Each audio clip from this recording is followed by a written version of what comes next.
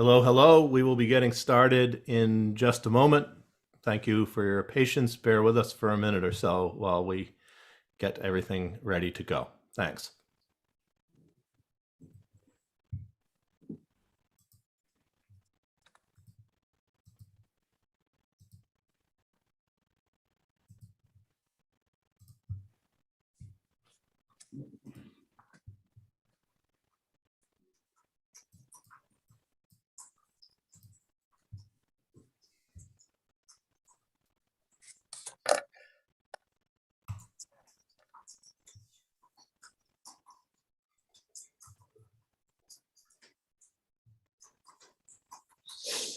Puedo explicar más flojito. Gracias.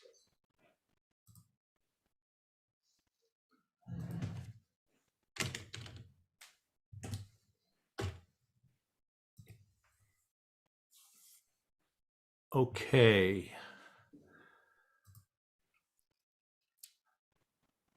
Good evening, everyone.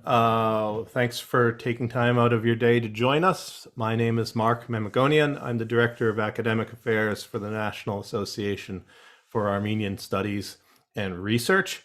And I would like to make a couple of announcements before we get the program going. It's been an extremely busy month of November for NAASR, and this week perhaps busiest of all, with quite a number of programs, including one yesterday that I'm sure some of you joined us for, which was assembled very quickly to address the very serious situation in Armenia and the fighting in the Sunni region. And of course, we're very acutely aware that people's thoughts and concerns are there right now, including our own. Tonight and in the coming days, we turn to slightly different subjects, however, while also remaining focused on the gravity of the situation in Armenia. We hope you can join us on Saturday, November 20th at 12 noon Eastern US for a talk by Mariam Shahmouradian of the Institute of Archaeology and Ethnography, National Academy of Sciences of Armenia, entitled Desert Kites: Mysterious Prehistoric Structures in Armenia. The program is presented by NAASR through the generous support of the Derounian Foundation and is co-sponsored by the Ararat Askejian Museum.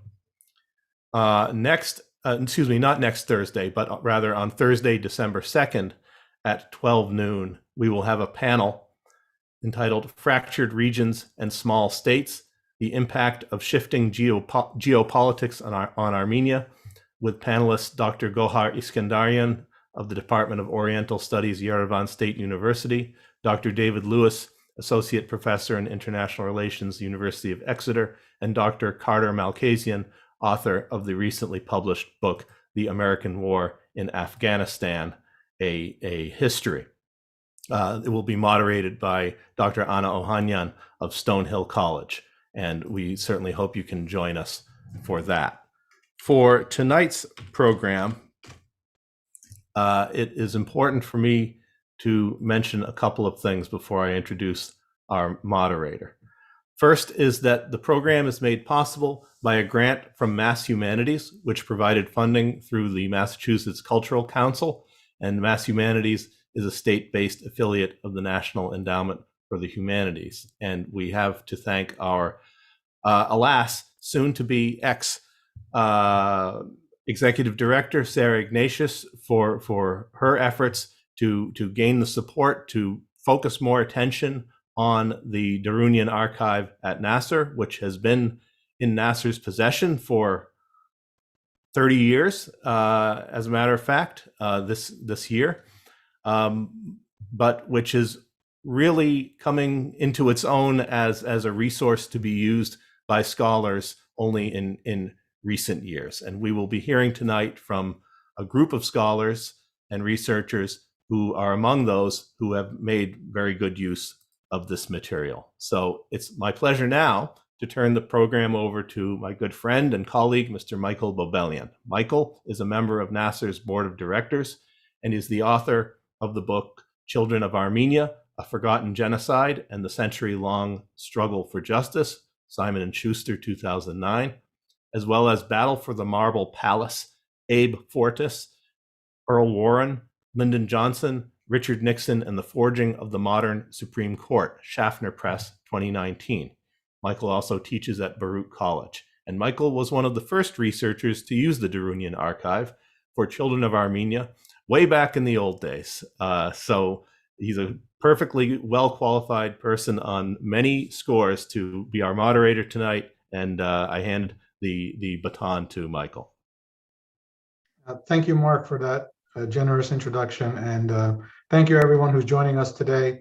It's a real pleasure to be moderating this great group of speakers today. And I'm going to begin by giving a little biography, a short biography of Avedis Derounian, and then I will introduce our speakers and they will go on from there.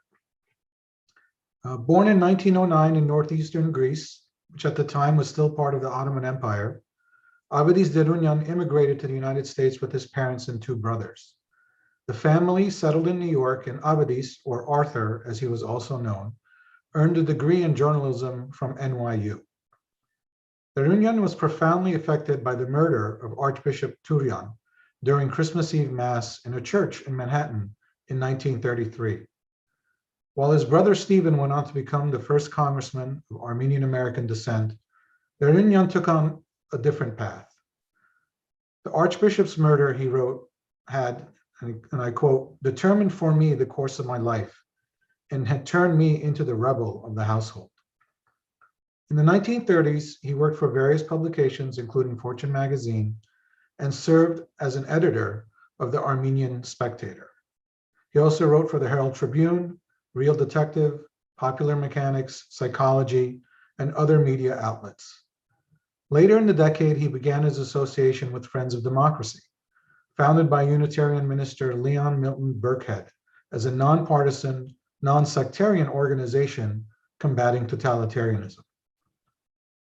Eventually, this led to the 1943 bestseller, Undercover, My 4 Years in the Nazi Underworld of America, published under the pen name John Roy Carlson.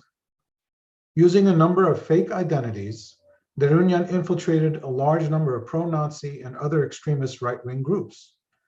He continued his expose work in 1946 in a book called The Plotters, again focusing on domestic extremism, and expanded his scope in 1951 in the book Cairo to Damascus, turning to the Middle East and in particular to Palestine during the establishment of Israel.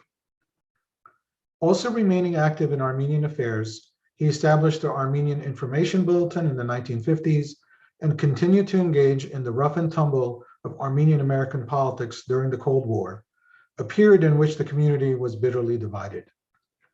In later years, he turned to publishing and started a press called New Age Publishers, in which he brought out a reprint of Ambassador Morgenthau's memoir, as well as Elise Hagopian Taft's memoir, Rebirth.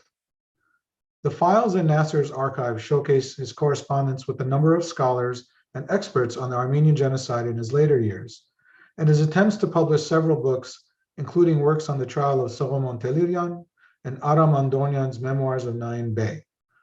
Though he was unable to realize any of these projects, they would be taken up by later generations of scholars. After Derounian passed away in 1991, his family was kind enough to donate his papers to NAASR, making it one of NAASR's largest archival holdings. NAASR's chairman at the time, Manug Young, rented a U-Haul, drove down to the Derounian home in Long Island, and brought back a truck full of boxes and file cabinets containing hundreds of books and thousands of documents. Today, it is one of NAASR's most significant archives, comprising more than 75 boxes of unpublished writings, notes, photographs, and other materials. Having worked extensively with these papers for my first book, I can confidently say that it was one of the most important archival collections to cover mid-century Armenian-American life.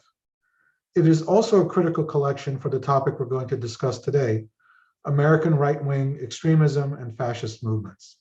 In that light, I'd like to now introduce our three speakers.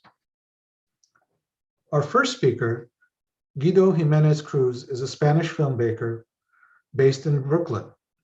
He began his career as a graphic designer, becoming a creative director and expanding into film, interactive media, and motion graphics.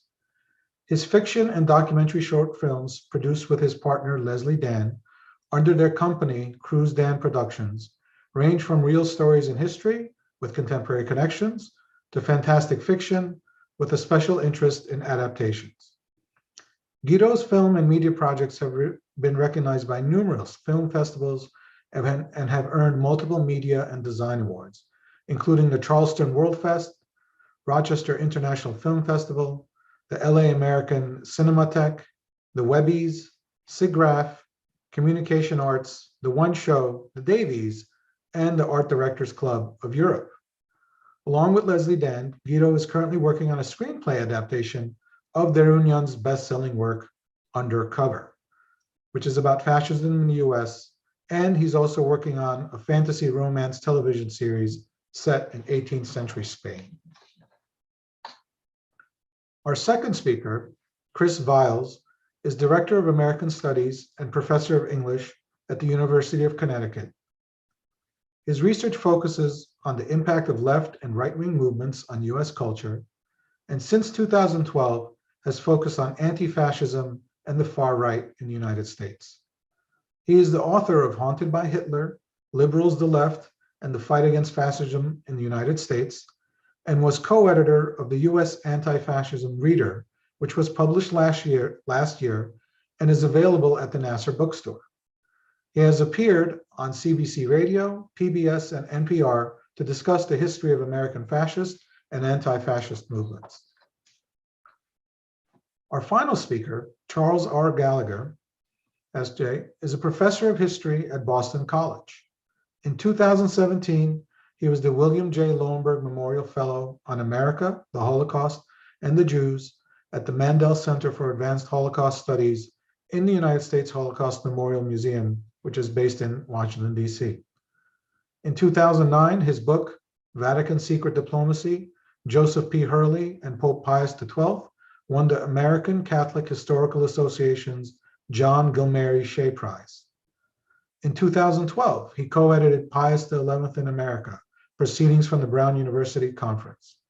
His latest book, Nazis of Copley Square, The Forgotten Story of the Christian Front, was published in September by Harvard University Press and is also available at the NAASR bookstore.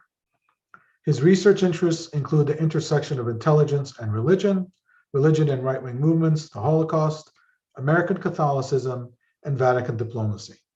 It's a pleasure to have all of them here with us today, and now I will pass on the mic to Guido.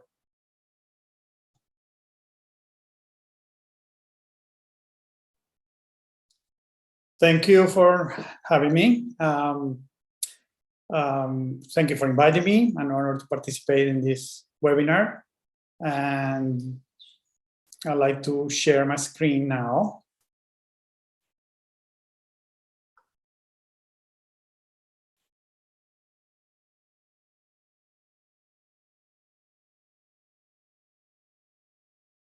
Okay, I think everybody can see it. Is that a yes? All right. Well, as I said, thank you. I'm really excited and honored to be taking part in this webinar. I'm not myself a scholar, but I'll do my best. And please, if you find any big mistakes, correct me. I don't know, Leslie. Yeah, here. My name is Guido Jimenez Cruz. I'm from Spain. I'm a filmmaker. And as a child, I briefly, until I was 10 or so, I lived during Franco dictatorship. I know how that affected my family and my country. And as I'm a Southern European who immigrated to the US. And that's a connection I think I share with Avedis Derounian. I personally enjoy very much James Bond movies, but I really love true or realistic spy stories. That the truer, the better. So this is a subject that I found out about through an article in Life magazine, and I was surprised to learn about this subject. I never heard of it before, and it's an article from after the publication of the book. I think it's January 1944. Read the book and was fascinated with the story. We introduced ourselves to the Derounian family, and thanks to their support, we optioned the rights to adapt the book into make a film adaptation of Undercover. And now we're currently working on the screenplay. I'm sure many of the people watching, they are familiar with this book. I'd like just to briefly cover the basics. It's an investigation by Avedis Derounian under, as Michael said, under the pen name of John Roy Carlson, of the Nazi and fascist movement of America, covering the late 30s and early 40s. And he went undercover as an Italian fascist sympathizer named George Pagnanelli, and he worked by himself. He was a lone wolf. He later joined some organizations, but these are some artifacts scanned at the archive. These are card memberships, and shows how many organizations Derounian infiltrated as persona Pagnanelli, and he had to keep his identity secret for 4 years. It's a long time where he was in danger of being discovered, and that took a toll on his relationships and friendships, as he says in the book. Even after reading the book, Derounian himself was still an enigma for us. He doesn't talk much about his family, and through the first until we reach out the NAASR archive and we learn more, we found out little things here and there, like through the census records. We found out that at the time he started his investigation, his first child was born, and that kind of helped us understand better the character and the things he went through. The Derounian is being fundamental for our work. We've been there going for about 2 years. They have a great new building and facilities. And we scan about 1,000 pages of documents, photographs, ephemera, and the most important, I think, is his own reports. This documentation has been fantastic in helping us understand better the time and really augment the content of his book. The NAASR archive contains many boxes with referring many people that he wrote reports about. One of the topics he covers is briefly, because I think he had an understanding with John Roche, the prosecutor, not to talk much about the Great Sedition trial of 1944, but he was fundamental in helping research the people that were indicted. There were 30 people indicted, among them names that will sound familiar, like Joe McWilliams, Lawrence Dennis, Peter Sternberg, George Dietrich, Elizabeth Dilling, and many others. As Michael said, in 1939, he was hired by Fortune magazine to investigate hate groups, American Nazi and fascist groups. In these pictures, we can see McWilliams on the right, also Fritz Kuhn, leader of the German-American Bund. The upper left picture is about the Madison Square Garden Nazi rally. Over 20,000 people collected there, and they very freely were showing the stiff arm and swastikas and all these fascist and Nazi symbology.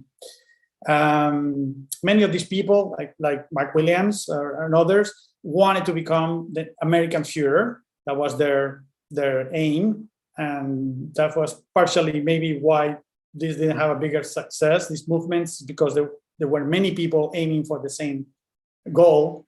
But after Pearl Harbor, there is a dramatic change in that all these symbols die down. I'm kind of paraphrasing Derounian a little bit, when basically the swastikas were burned and the brown shirts and riding boots were put away.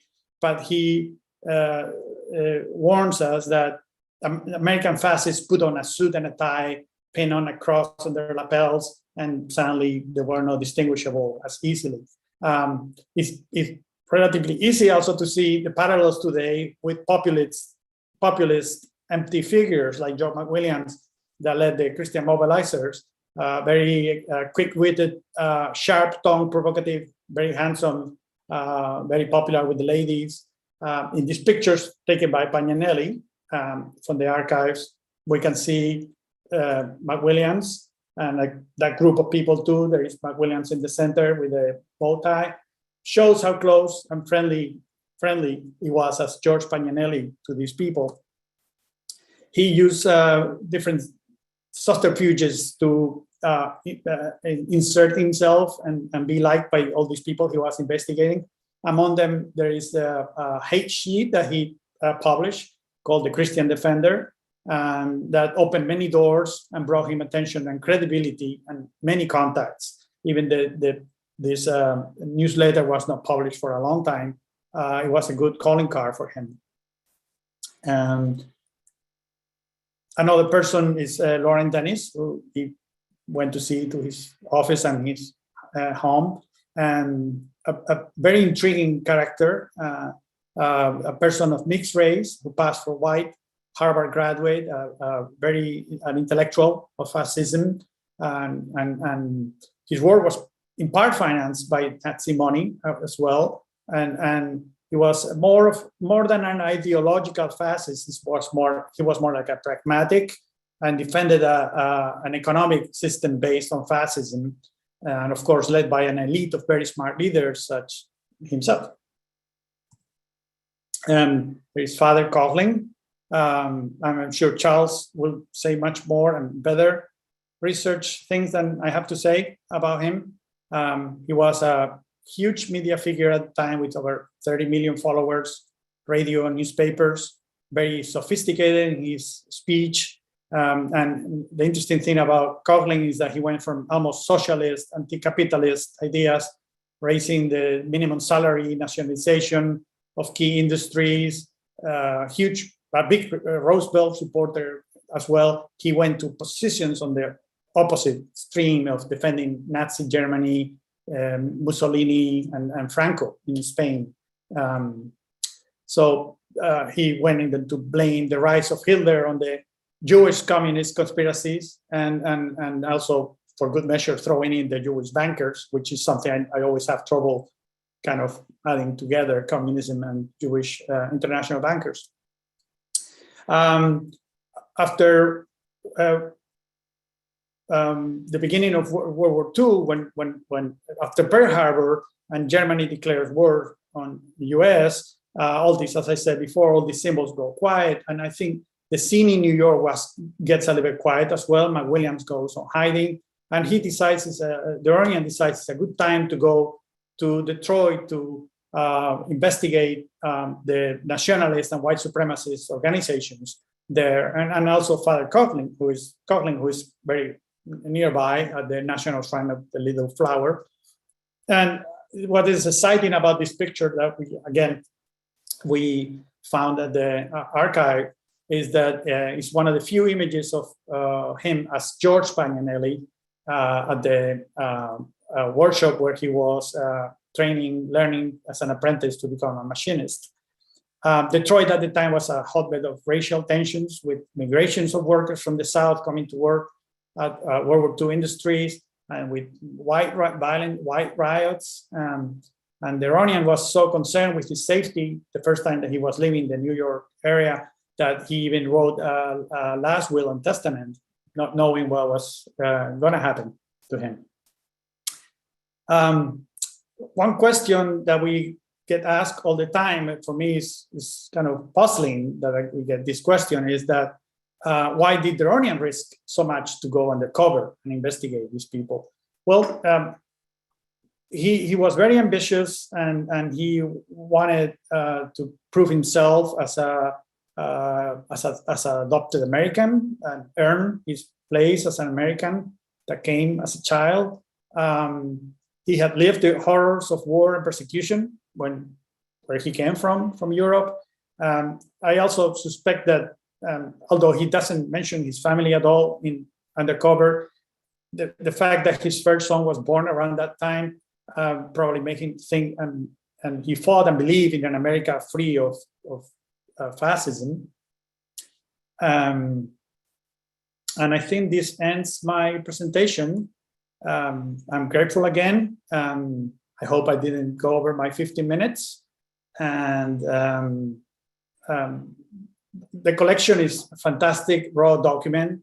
In itself has a really high value for anybody studying many subjects, not just Armenians in that time, but America at that time, fascism. You can read it in so many ways. Derounian was a prolific writer. I cannot believe how he wrote so much. And I just encourage more researchers to use this fantastic resource. And thank you very much.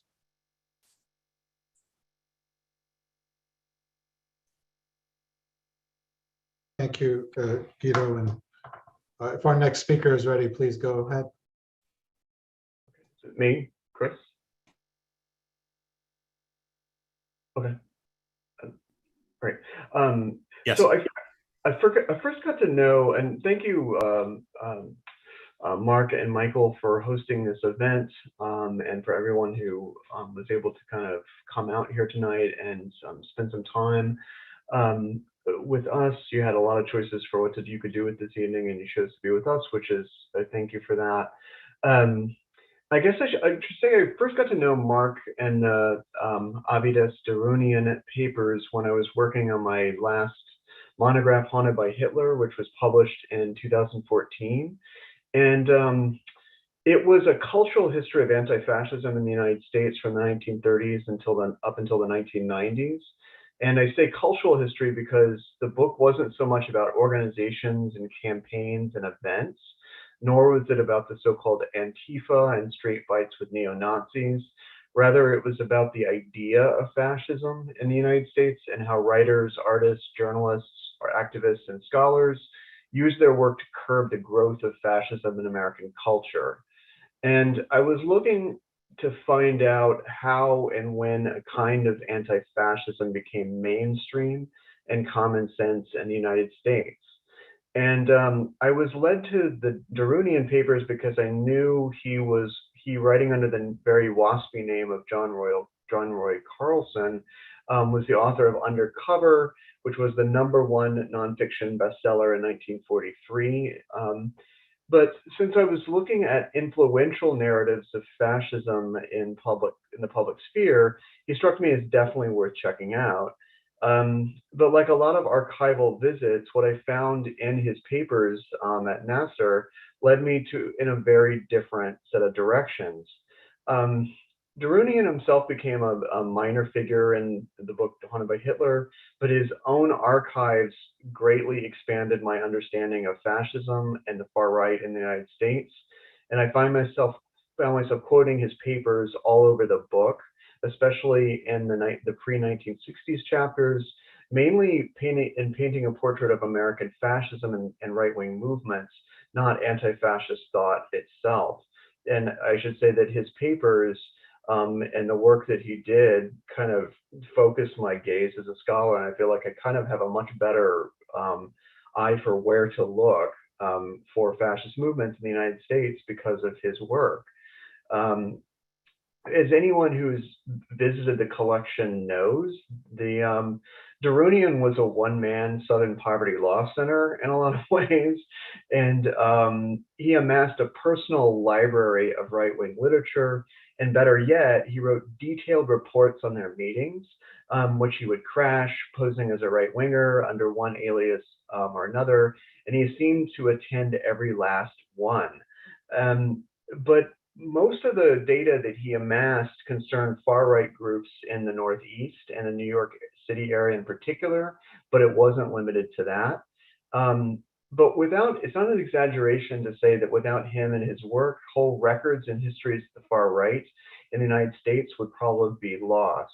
And just to take a quick anecdote, I was at my institution at UConn, they have this Dodd Center for Human Rights. It's a pretty large archive And they contain a lot of papers from left-wing organizations and individuals, and some from the right.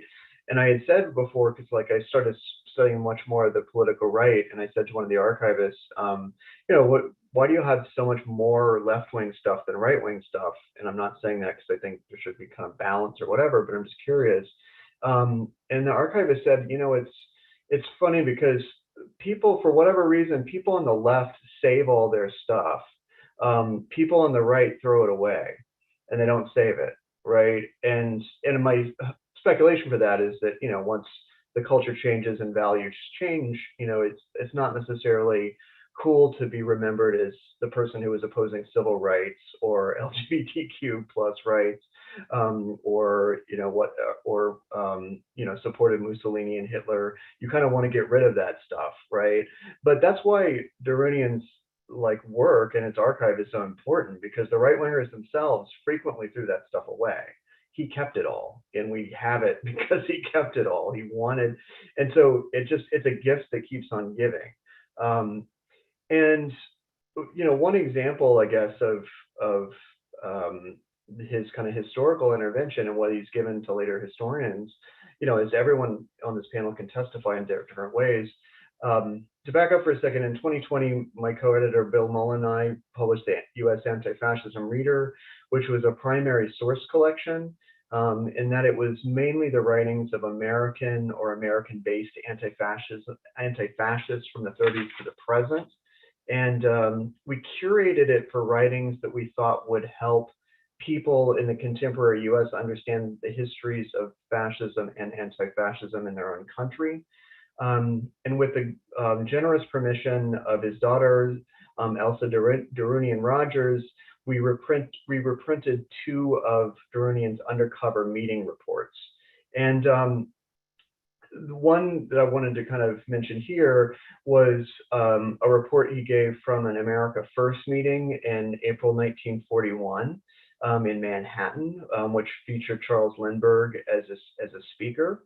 And why this report that he amassed was important, and why we reprinted it, is because if you read, so to back up, America First was this, you know, the famous isolationist organization that really kind of peaked around 1940, 1941, that was devoted to keeping the United States out of like World War II and out of war.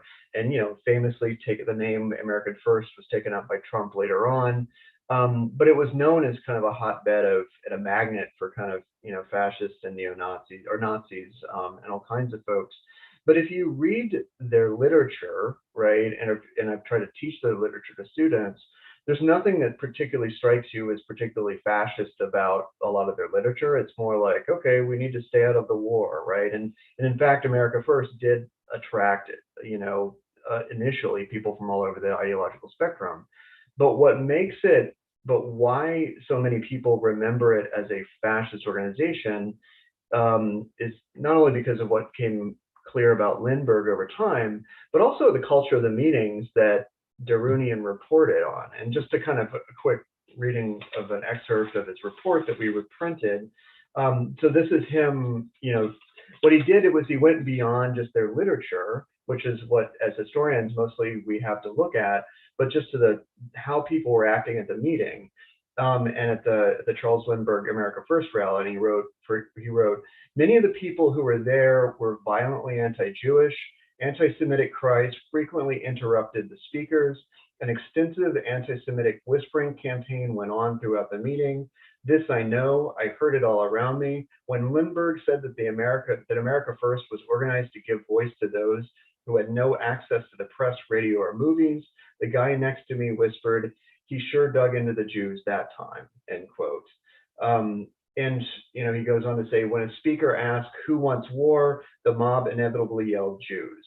And so this is what's kind of striking about this. Again, you know, if you just read the literature, you don't of their organizational literature, you know, you don't see anything like that. But if you go into the movement culture of the crowd, you go, okay, wow. And he records what organizations were there, what people were there. It's a treasure trove for him of like, it's a who's who fascists in the New York area were assembled at this rally. He recognized them all. He saw them all at meetings.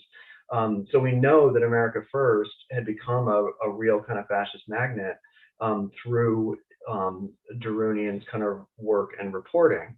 But also I wanted to kind of stress that, another, just to quote the other one that we reprinted, the other meeting report, is one thing I wanted to stress is how witty Derounian could be in his reports of right-wing meetings, sometimes even funny. And as someone who's also in an English department, what strikes me in reading these reports is how he seemed to be styling himself as a noir detective, right? And this makes sense. He wrote in those magazines, but not only was he going undercover and posing as a right-winger, which kind of lent itself to a noir plot line, but also film noir and detective fiction kind of shaped the imaginations of so many people in his generation. And so we published another one of his reports, in part based on his kind of literary flair. And I'm just going to read you the first line of the report. So the report is something that he filed. I don't think it was ever published before. And, it was for kind of, Friends of American Democracy. But he crashed this meeting of the Christian Mobilizers, which is like extremely hateful organization in Queens. I'm thinking from it as 1940, but he begins the report, and I'll just quote the first line only. "The night was fit for murder only, a chill rain beating down and going into your bones." Right? So he does have this literary flair, this noir detective flair that he lends to his reports, and sometimes he's just really kind of castigating the people that he's reporting on in kind of funny ways, like in a kind of almost a proto Jon Stewart. Like, so he writes at another point, this is during the America First meeting that we reprinted, the Lindbergh rally.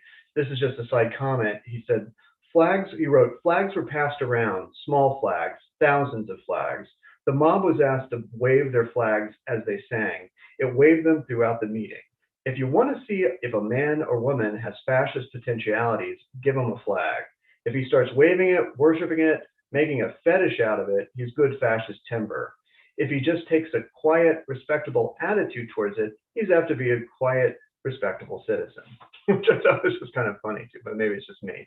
But in any case, so I just wanted to kind of, in closing here, I wanted to thank Avedis Derounian Rogers for letting us reprint her father's work, and just also to, something else struck me when I spoke to Ms. Rogers on the phone when we were seeking permission, and the conversation kind of brought home to me another aspect of Avedis's contribution that I hadn't thought of before, and that is Ms. Rogers was really hesitant and nervous about having his work in print again. And initially with her having giving permission, because she said that he always tried to keep his family safe and out of danger of right-wing reprisals and of the work that they were doing, right? And this was in 2018 or something, or 2017. It was really recently. It was like almost a century after he was doing his stuff. So first of all, it was very brave of her to let us use her father's work again.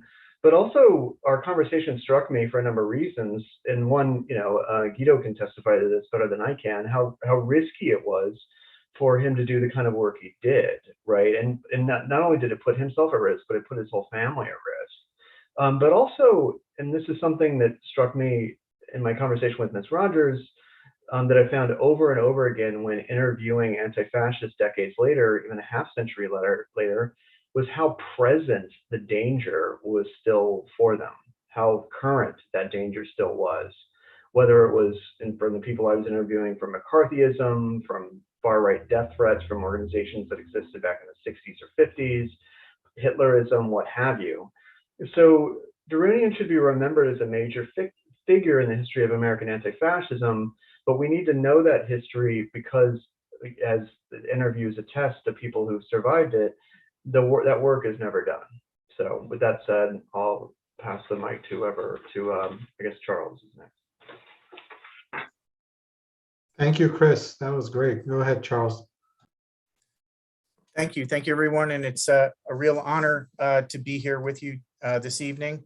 I'm going to not really amplify what Chris has said, but I think I'm going to give you a sense of my own experience in researching in the Derounian archives and how valuable they were to me. A nice segue is that I think I actually found out about the archives from an article in a local history magazine that Chris may have written around 2010, 2011, and I went over to Belmont in the previous center and was just absolutely astounded by not only the amount of the material, but I thought I had stumbled into a gold mine. And this gets back to the historiographical question. Segue from that slide that Guido showed earlier, where of the artifacts in the archive, and there were some organizations such as the Anglo-Saxon Federation, the Christian Mobilizers, the American Nationalist Federation. Those groups are groups that really jazz me up as a historian to write about. There is hardly any historiography on that. So historians just have not put pen to paper on these granular organizations that, if you look at the press coverage at the time, if you look at the debates of the time, they're right there in the middle. This guy, George Deathridge, American Nationalist Confederation, Derounian has stacks of files on him. He was a huge figure at the time nationally on the right wing. And no one has done a true study of Deathridge or his organization yet. So this is kind of an example of kind of the ability of this archive for historians to get granular. There are reasons why I think that's the case. We can get into in the Q&A, but I think if you're a young graduate student telling your thesis director you'd like to write on the right wing, within the last 20 years, say I'd like to really kind of, it doesn't really go that far because it's hard to get jobs when you're writing on right wing zealots as your area of sophisticated study. But that's changing. Fortunately, that's changing now. So the historiography really is changing. I'm gonna ask to share screen and show a few slides. If this is working, you can. Yes, that's fine. All right. So these are, this is my project that got me into the archives here, Nazis of Copley Square, the forgotten story of the Christian Front. It really was forgotten, mainly because, again, they didn't save their archives, they didn't save their papers. And also they were a religious organization connected to the Roman Catholic Church, and they were an embarrassment to the Roman Catholic Church. And so the church didn't want to kind of keep their history alive in the first place. And so as World War II started, as the war got underway, they were forgotten, but they were national news, coast to coast. These are photos of the Christian Front. This is the New York operation, which, as we were saying previously, how dangerous this work was that Derounian was doing. These cats are armed with Springfield 1903 rifles. They are weapons of war. They're military grade weaponry. They were all members of the National Guard. Not all of them. Many of them were members of the National Guard, but they were all members of the National Rifle Association. And there was a very little known rule of the U.S. Army Code that any member of the National Rifle Association in the 1930s, you could write to the Department of Civilian Marksmanship at the Department of War at the Pentagon, what is now the Pentagon, and you could have military grade rifles sent to your local armory for $7.50 a piece, and for an extra $1.35, they would be delivered right to your doorstep. And so this armory that you're seeing here, these are again, Springfield 1903 rifles. They're 5-clip bolt action rifles. They have a 30-06 bullet, which is a 3-inch full metal jacket. That each bullet will go through a brick wall, for example. So this is these are the people that Derounian's kind of mixing it up with and going undercover with, and they're armed to the teeth. They also, the Christian Front in Massachusetts stole 2 Browning light machine guns in 1939, and through the National Guard, from the Natick Armory, for example, and through a high level of corruption, both in the FBI and the National Guard. That story has never gotten out. The story never got out from the FBI's perspective because they felt if the Boston police knew there were 2 of these machine guns that were missing, that the Boston police would go on strike. And so so these folks are armed to the teeth, and they're operating in New York, but also in Boston. And it's pretty scary business what Derounian's getting into. And so all of those, what I was finding in my research was all of those efforts, all of those things connected to his undercover work is legitimate. This is a guy named Francis Moran, and he is the leader of the Christian Front in Boston. And he is the person that Derounian interviews on 3 occasions, where he goes to his home in Dorchester and sits down with him for almost 2 hours a time. The title of my book is Nazis of Copley Square, because Moran's organization is headquartered in the Copley Square Hotel, a suite of rooms in the Copley Square Hotel in downtown Boston. And he's being supported and he's being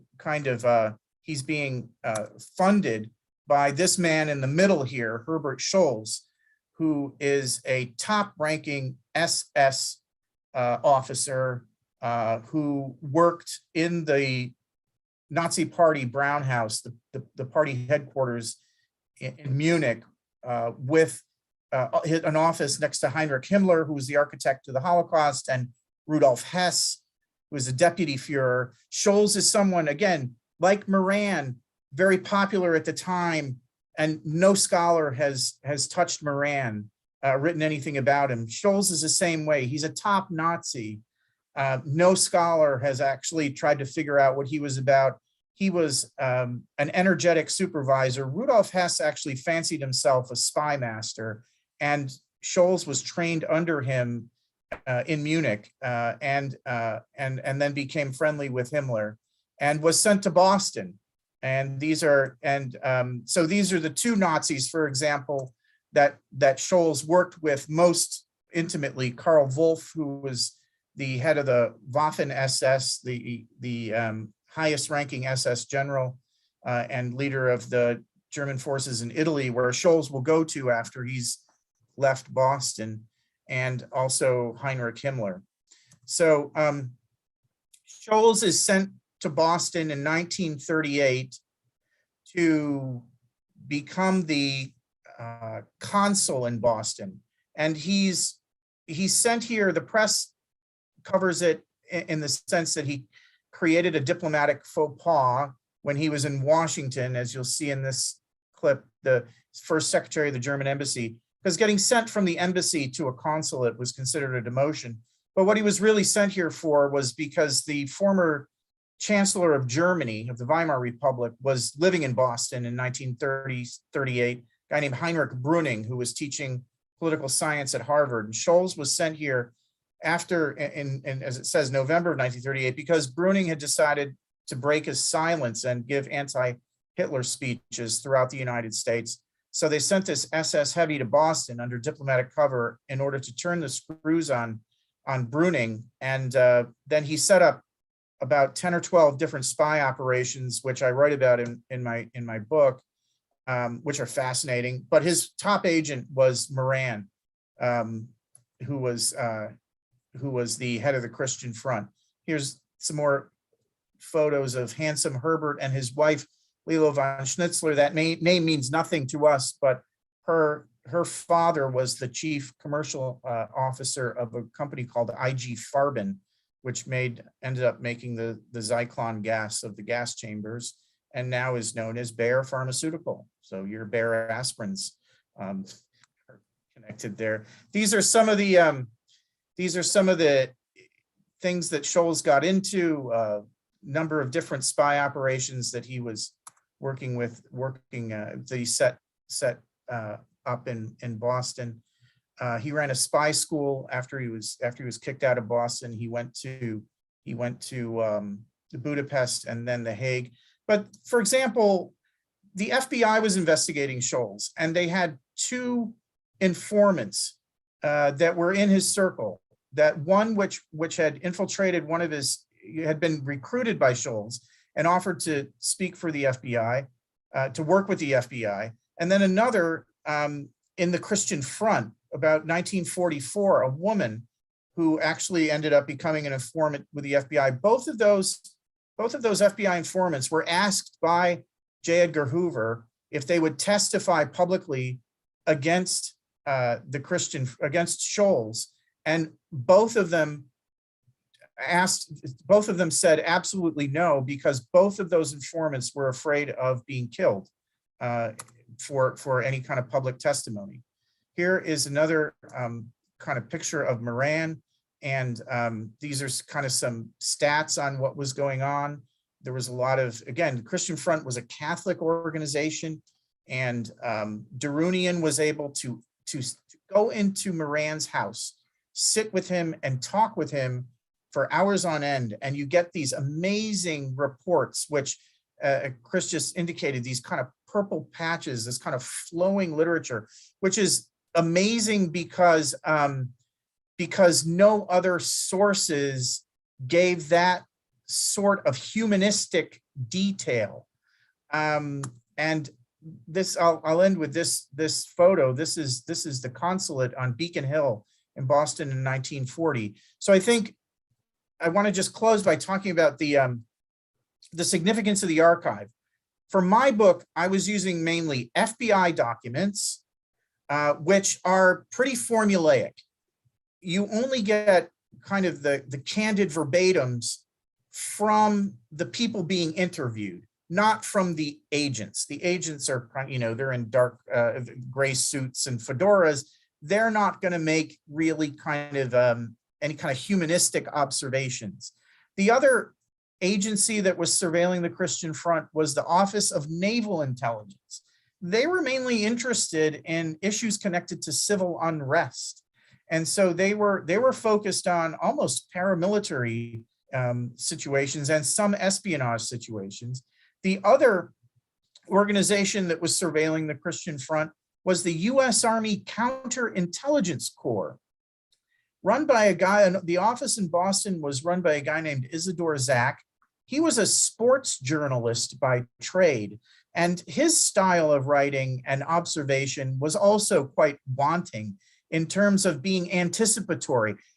That's the thing. Derounian always was able to anticipate, kind of look into the future, as we heard from our last speaker, just kind of anticipate what could happen. And then the final organization was the Office of Strategic Services, which were kind of being midwifed by British intelligence, and so they were kind of very formulaic in their writing about the Christian Front. So when I was able to access the Derounian archive, what you got was a very candid interview with flourishes, which made the writing of my book so much more pace-driven and momentum-driven. And so in many ways, the value, there's kind of two values I saw. The value is in the writing, his writing style and his observational kind of acuity. And then secondly, the value is just in the face-to-face historical value. You couldn't get any government agency in a face-to-face conversation with my subjects, which wasn't guarded. And what Derounian gives you is an unguarded conversation, which is historically significant because these right-wing fascists simply never let their guard down. And now we have that. And that's what we have in this archive, which is so important, I think, for historians. And also it's important because of what it contains. It really contains the granular history of the right wing, of which there's really still so much more to write about. And so that's why it's, for me, it's an honor to be with you here on this on this call tonight in order to talk about these things. And so I'll wrap up with that and send it back over to Mark. Thank you. Well, thank you for that, Charles. All three presentations are really compelling. So I'm going to ask a couple of questions to all of you, and then pass things over to Mark, who will look at the questions from the audience. And all of you kind of touched upon this to some extent, but in looking at the archives, so when I looked at the Derounian archives, I always tell people, if you want to write about an ethnic group or an advocacy movement, it's really hard to find raw material, right? Because most archives tend to be about government action. And I've done research at presidential libraries, Library of Congress, National Archives, right? It's senators, it's justices, and presidents. But how do you write about an ethnic group? How do you write about people like that who don't have records or institutional records? And so his materials were of immense value to me in looking at the mid-century Armenian-American life. And I'm wondering, in your subjects, and you guys did talk about this, but if you could kind of talk about it a little bit more, what was the importance of his archives in relation to what else is available out there, right? Or lack of availability out there. And was there stuff that really was unexpected or surprising that you found in there that you're like, wow, what a gem? And that's one of the joys of going through archives, right? Because it can be very rigorous work and sometimes monotonous work, but sometimes you find these little golden gems. And so I was wondering if you could kind of discuss those two things, the importance relative to other archives and anything interesting that really stuck out for you. Go ahead, Charles. So thank you very much for that. Sorry to raise my hand so quickly, but there were a couple of things that are important there. What I do with a lot of national security history is everyone runs to the declassified FBI files. And as you say, those are government generated. They're government generated with a bias. They can be heavily redacted. So this was a problem you run into with government documents. You really don't know what they're saying. One thing and the other thing that I really like about the Derounian archive is that for the work I do, he's the only single investigator who doesn't seem to be passing on his reports to the FBI. I'm not sure why that's so, but in other words, he's not trying to go for prosecution of his subjects. He's trying to go for exposure. And in my view, that's his kind of instinct as a journalist. Whereas a lot of the other people that are writing about the right wing, they tend to write about the right wing and then carbon copy the local FBI office, sending them their copies. And I think that inhibits the trajectory of what they're writing for. The surprising thing, this is just one surprising thing I found in October of 1943, Derounian published under John Roy Carlson's name an expose of Francis Moran and Herbert Scholz, the German consul. And in that interview, Moran indicated that he was taking direction and resources specifically from Scholz, who was a government officer, a German consular officer, and that he was that his anti-Semitic campaign in Boston was being fully supported and directed by the consul in Boston. That was published in the New York Post and in newspapers across the country, and a number of papers across the country. That is a direct violation of the Foreign Agents Registration Act. If the FBI had read that article, they could have arrested Moran and should have arrested Moran for violating that act. So to me, that was surprising. It wasn't surprising once I got into my FBI kind of researches and figured out how ill-equipped the FBI was to deal with these situations, but they should have been reading the newspaper in order to follow up on these things. So that was the one surprising thing. Thank you, Charles. Anyone else like to add to that? Go ahead, Guido.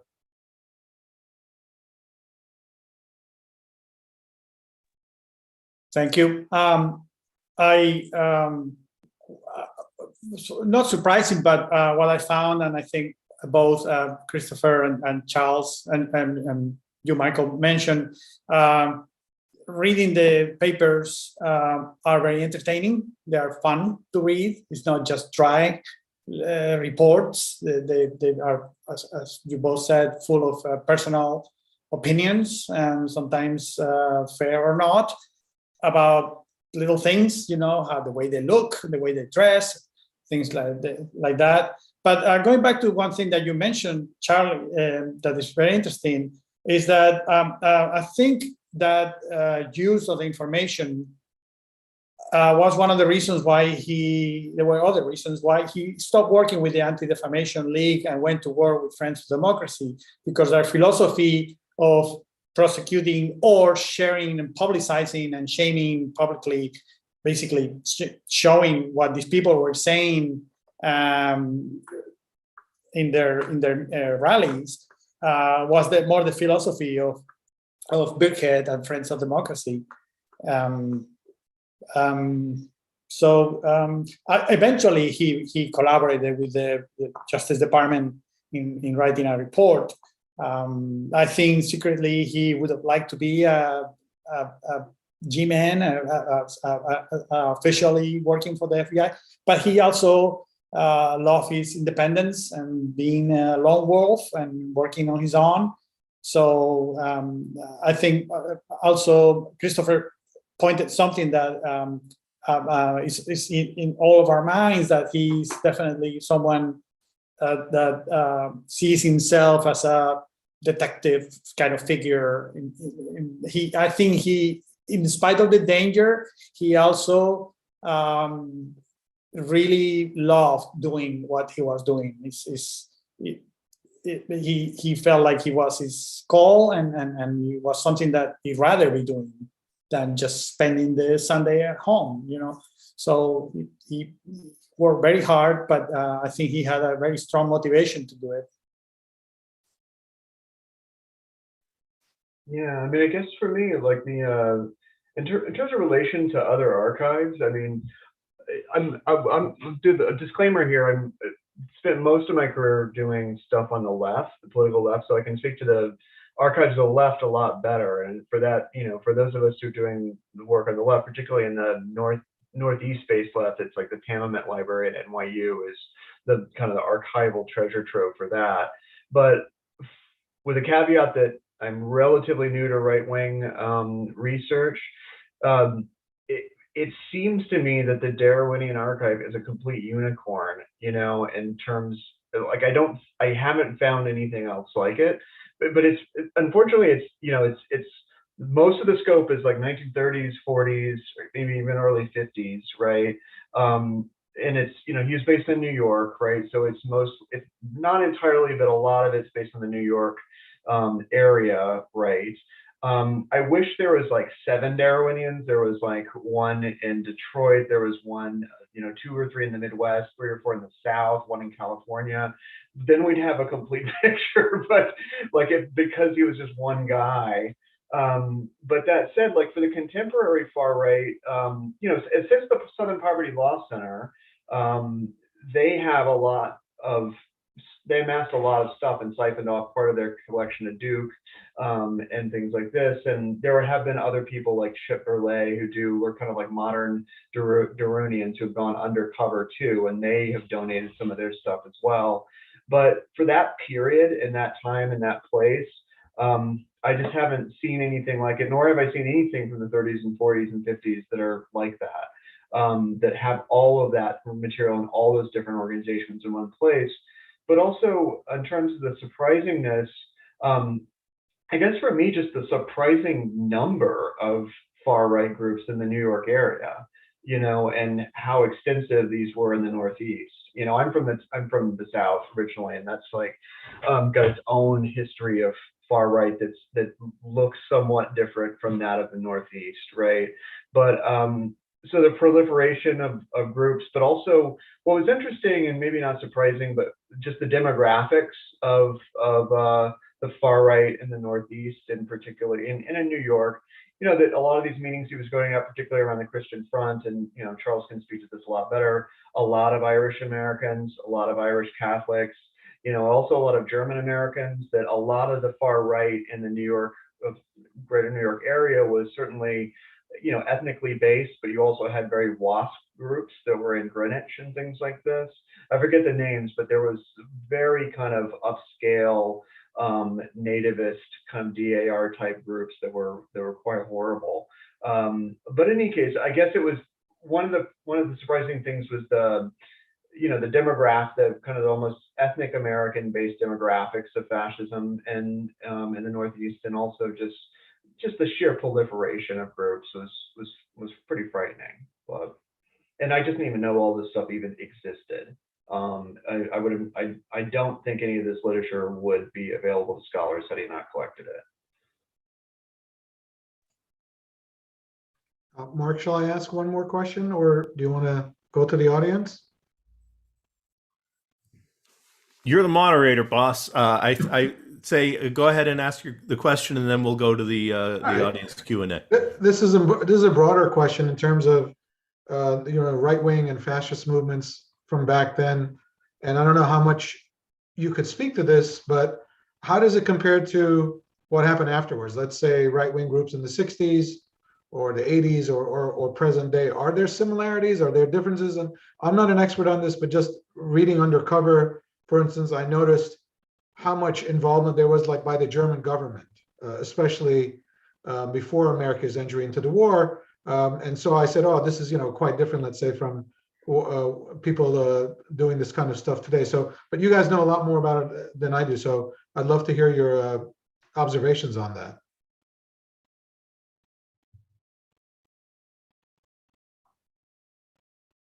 Go ahead, Charles, please. So what I'm finding in my work is that anti-Semitism plays a pretty big role in keeping their movements alive, as we heard from the primary source documents, and so on the Christian right, anti-Semitism plays a big part through the end of World War II. There's a problem at the liberation of the camps because anti-Semitism is no longer palatable in the US.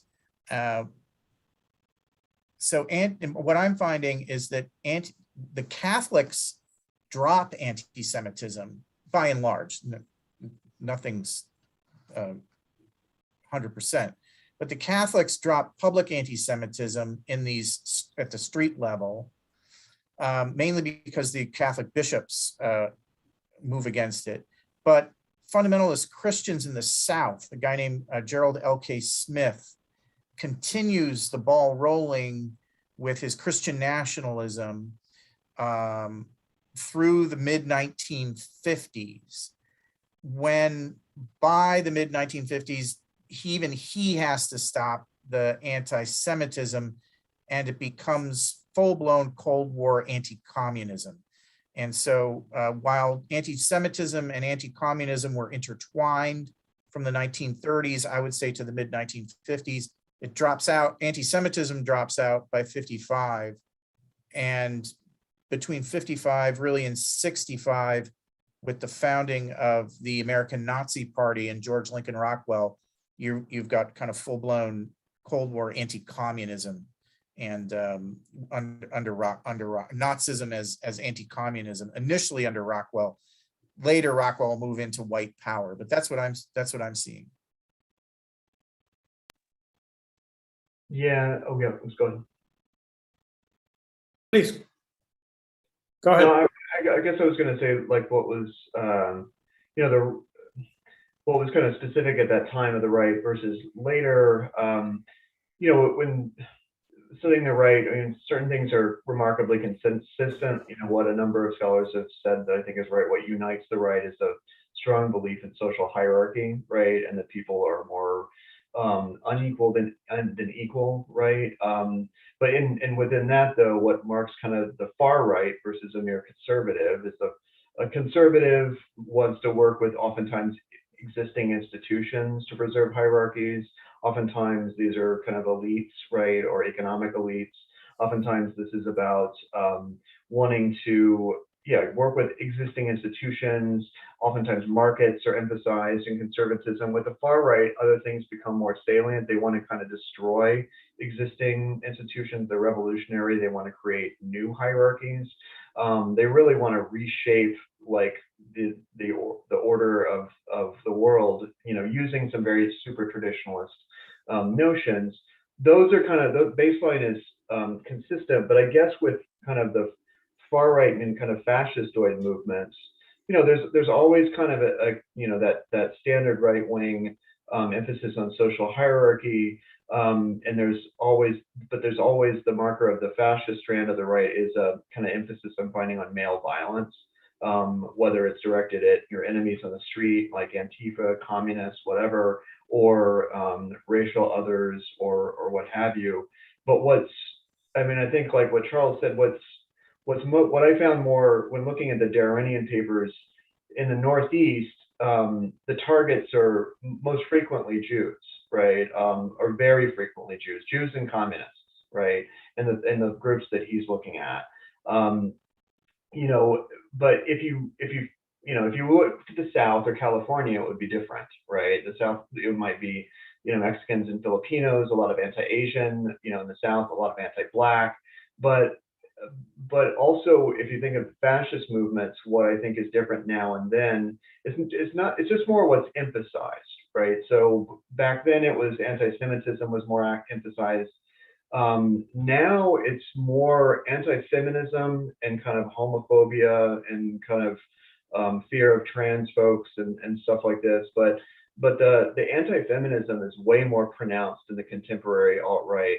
What's consistent is that kind of anti-Marxism that is fueling it. And when I say anti-communism, I'm not saying just somebody who's against communism. You can be against communism for all kinds of reasons. But these are folks for whom they're obsessed with communism, right? That it's to them the public enemy number one. It's behind everything bad in the world, right? And that is consistent. I think that the thing in common with these movements then and now is white supremacism, definitely. The other thing I find is uncannily similar is the use of propaganda and fake news. The protocols of the elders of Zion would have been something that QAnon would have distributed today, and all that false information and I think those are definitely things in common then and now. Populism, just attracting people for the same reasons, the fear of the foreigner, they're going to take your jobs, same arguments then and now. So in some ways are still very much alive, and that's something that we keep talking with Avedis Derounian whenever we talk to her about how sad it is that all these things that her father fought against and denounced are unfortunately still relevant.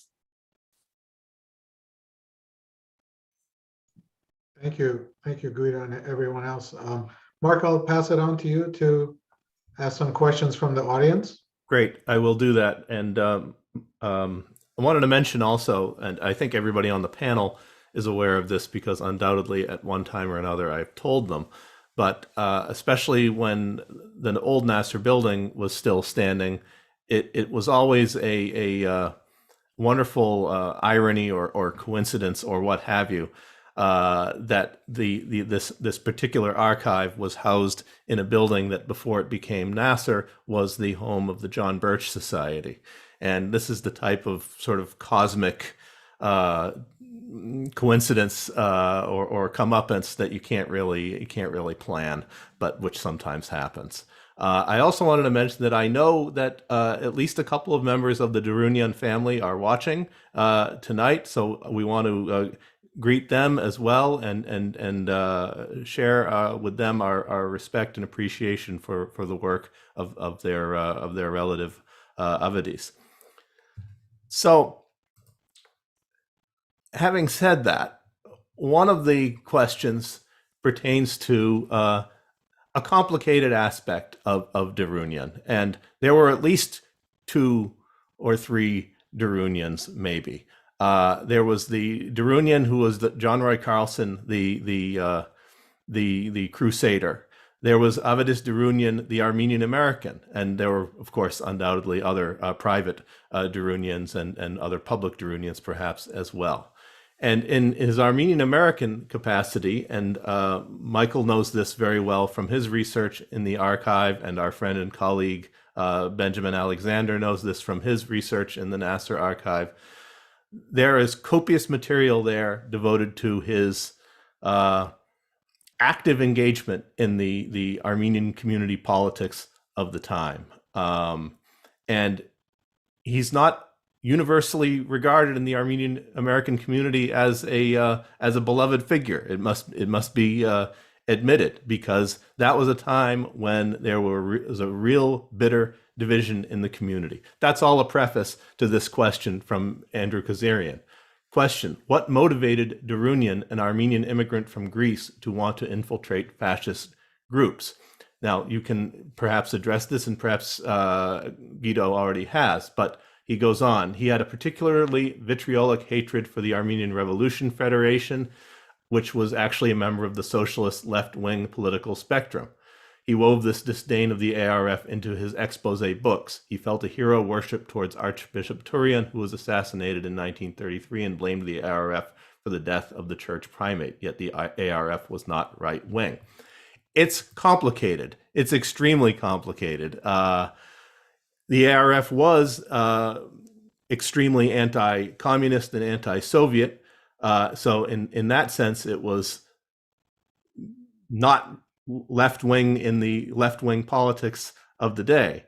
Derounian was not pro-Soviet either, but he was certainly left-leaning. And he was a product of his time as much as anybody else was. And he had, I was talking to a colleague earlier in the day, there's no getting around the fact that Derounian had a bit of an idée fixe on the ARF and their pernicious influence in the Armenian-American community as he saw it. And he energetically threw himself into this, as energetically as he threw himself into everything else he did. As for why he devoted himself to anti-fascist exposés, I will defer maybe to Guido on this, because he has maybe thought about this more deeply than anyone else here has. Well, thank you. Well, first, I'd like to correct that, and I'm sure this changes in times, but Avedis Derounian declared himself proudly Republican and voting Republican at its time. You could argue the Republican Party of then was not the Republican Party of today, but still was not the Democrat. He didn't support Roosevelt.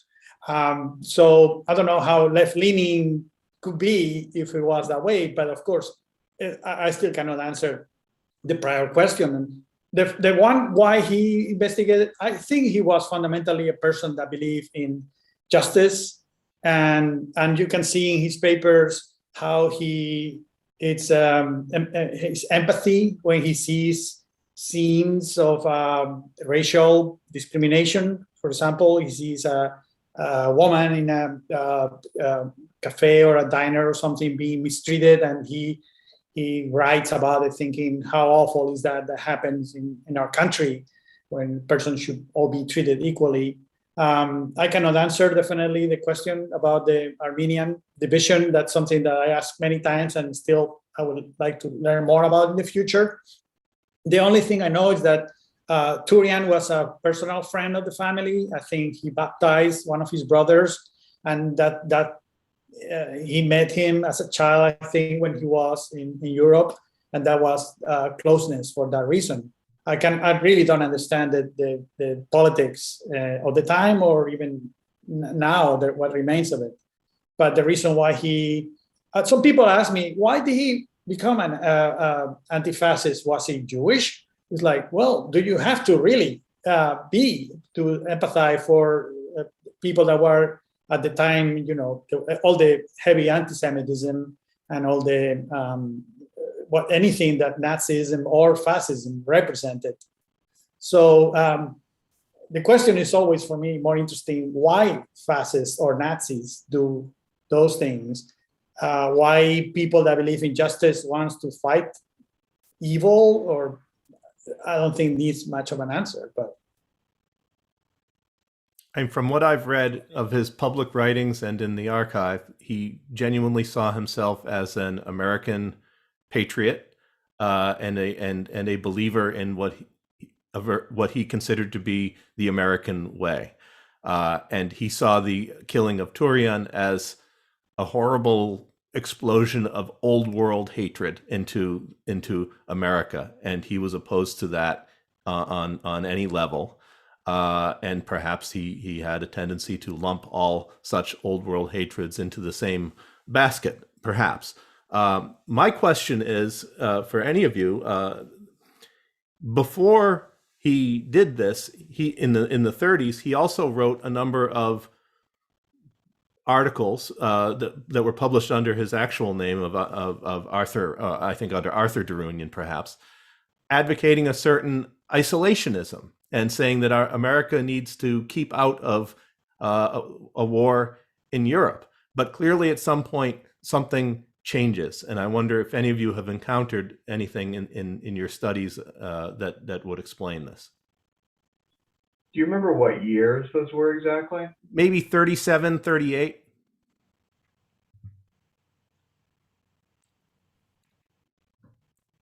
He wrote something that I remember called They Shall Not Die in Europe. Basically saying Americans need to stay out of what's happening. Maybe he came to a different understanding of what was happening in Europe at some point. I don't know. He must have. Right. Well, his two brothers served. At some point, he was ready to be called. He got a letter, and then I think coincided with basically the end of the war, at least in Europe. And I think I remember reading that, but I don't remember him explaining his change of view. I probably would have been a general American sentiment, thinking, well, that's their problem, we're fine here, and then realizing that cancer had to be stopped at any cost. So, well, it's important to remember too, in the late 30s, even as late as the late 30s, most America, that was a pretty mainstream view. Most Americans across the political spectrum did not want to see U.S. troops getting sucked into wars abroad. There's a lot of reasons. World War I was retroactively very unpopular. Everyone signed up at the time, but it was retroactively very unpopular. Also, people were just very concerned about their own problems during the Great Depression, right? But that said, one of the things that's to be remembered about, this question of intervention is that could take many forms. Even most people on the political left didn't want to see, in 37, 39, did not want to see U.S. troops sent to abroad. But even anti-fascists were skeptical. Even as you see anti-fascist magazines, they were condemning U.S. militarism and condemning the buildup of U.S. armed forces. What they did want to do is to get the U.S. to apply economic sanctions and to break the neutrality laws.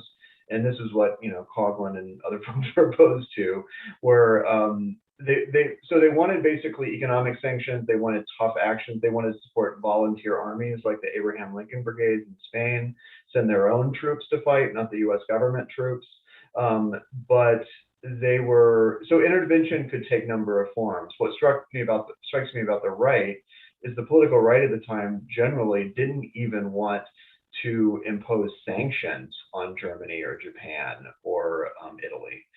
They didn't even want to apply kind of economic boycotts or anything like this, like nothing on that. So that the question in the late 30s wasn't about sending U.S. troops. It was about, you know, do you apply economic sanctions and pick sides in terms of who you sell guns to, or do you just stay out altogether? You know, and the left was on the let's sell guns at least to, you know, the people fighting them. Thank you. There's a question here: were Boston and New York the most important centers of fascism in the U.S. at this time? What was happening in other parts of the country? I think maybe it was Chris who said he wished that there were multiple Derounians in other parts of the country, which suggests that there was definite activity in other parts of the country. Could any of you expand on this, the geographical specificity of fascism and extreme right-wing activity at the time?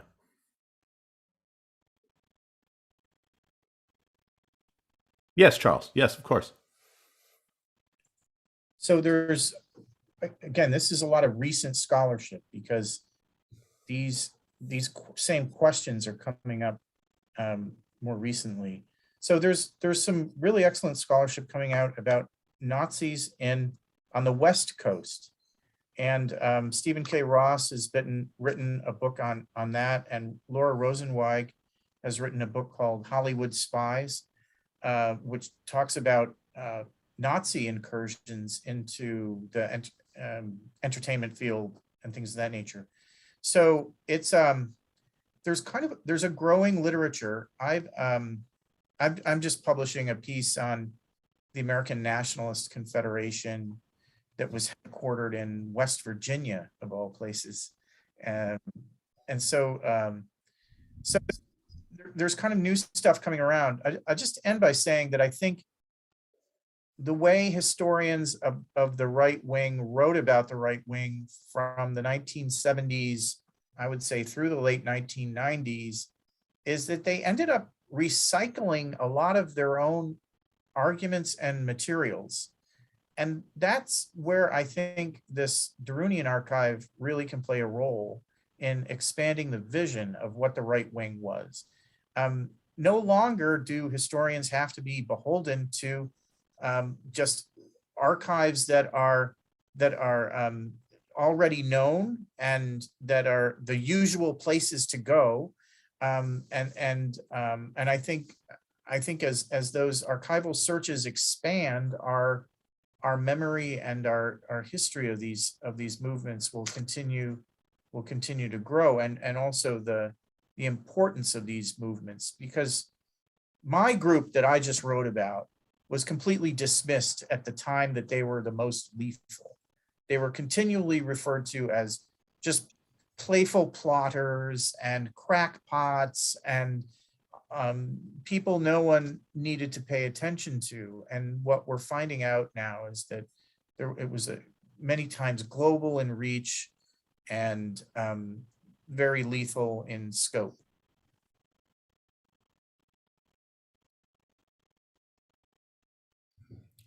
Well, among the 75 boxes of material, there are folders labeled fan mail, and there's also a folder labeled hate mail. I don't remember from off the top of my head which folder contains more items, but I admit I paid more attention to the hate mail folder in Derounian's archive, and to reemphasize what several of the speakers have said, he was on the receiving end. Once his identity became known, he was on the receiving end of some extremely hateful letters, and eventually he was also on the receiving end of actual violence. And actually, I was going to ask Guido if he could talk a little bit about that incident, which hasn't been covered. Well, there were actually, I mentioned one before, after war, I think it was actually after World War II, he went to a meeting, and by then someone recognized him. And at the exit of the meeting in Brooklyn, there were two guys waiting for him, and they just hit him under the bed and got a bruise, and went to a dispensary to be helped and just to take care of it. It wasn't a major thing. But reading the papers, I found out something interesting that he omitted from the book. And he was actually hit by someone in a rally, broke his glasses, and he kept note of everything, and he keeps, this was during undercover. And I'm surprised they didn't include that episode in the book. But he kept the itemized cost of replacing the glasses, and he got a bit of a bruise in between the eyes, and it's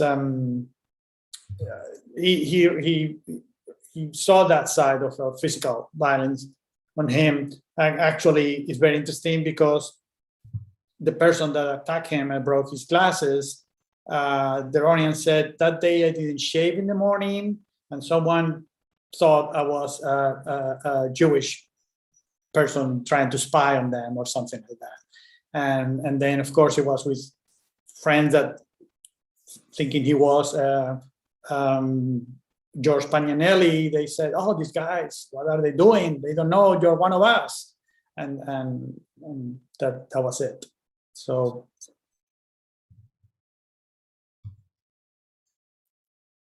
Well, by way of conclusion, I'd like to share one image from the archive, which I think is pretty interesting. Can you see that? Is that visible?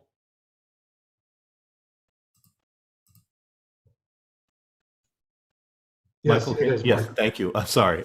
So on the far right, if you'll pardon the expression, standing is Avedis Derounian, and third from the left, standing in the back row, is a skinny young man named Frank Sinatra. They were among the recipients of this Thomas Jefferson Award for their work for, I guess, freedom in the American way. I forget now if it's 1943 or 1944. He was a very visible figure at this time. The book Undercover went through at least 20 printings and made a huge impact in its time. There's no question about that. Let me stop share. There is a lot more in the Derounian archive, as we've touched upon. There is his Armenian-American materials. There is a material that he gathered for his book on the Middle East, Cairo to Damascus. There's also material for books that he planned to write, or in some cases wrote but did not publish. These are also in the Derounian archive. All that and a great deal more. So we look forward to other researchers making use of it in the future. We look forward to you gentlemen also making use of it for your work in the future as well. You're welcome always and any time. And I really thank Michael for your moderation tonight and your commentary, Guido, Charles, and Christopher for your comments and for your work as scholars. And I would also be remiss if I did not thank the Mass Cultural Council for the grant from Mass Humanities to support our work on the Derounian archive. And we will be doing much more with the Derounian archive in the future. And we look forward to sharing more material with you as we discover it. Thank you and have a good evening. Thank you. Thank you.